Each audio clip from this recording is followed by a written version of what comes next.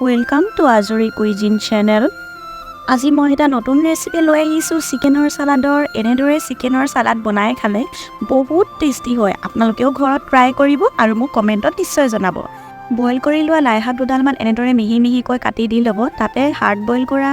কণী এটা বা দুটা আপোনালোকে এনেকৈ স্লাইচ কে কাটি দি ল'ব তাতে দি ল'ব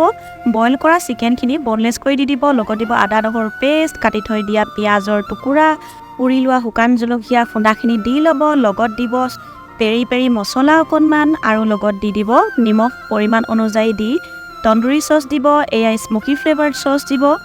আৰু ওপৰৰ পৰা অলপমান নেমু ছটিয়াই দিব এক্সট্ৰা ফ্লেভাৰৰ কাৰণে লগত পদিনাৰ পাত দুখিলামান গাৰ্নিছ কৰিবৰ কাৰণে দি ল'ব আৰু তাৰ অলপ দেৰি পিছতে দিব কাটি থৈ দিয়া মান ধনিয়া দুডালমান এক্সট্ৰা ফ্লেভাৰৰ কাৰণে আপোনালোকে পছন্দ অনুযায়ী বেলেগ বস্তু মিহলাব পাৰে তাত কোনো কথা নাই এতিয়া সকলো বস্তুবোৰ এনেদৰে এখন চামুচৰ সহায়ত সব মিক্স কৰি ল'ব যেতিয়ালৈকে ভালদৰে মিক্স নহয় তেতিয়ালৈকে মিক্স কৰি থাকিব আৰু আপোনালোকে যদি ভাল পায় অলপমান মিঠা তেল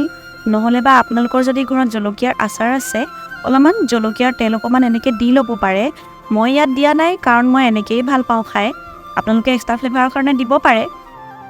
ভিডিঅ'টি ভাল লাগিলে লাইক শ্বেয়াৰ আৰু কমেণ্ট কৰিব নাপাহৰিব লগতে নতুন নতুন ৰেচিপি পাবলৈ চেনেলটি ছাবস্ক্ৰাইব কৰিব নাপাহৰিব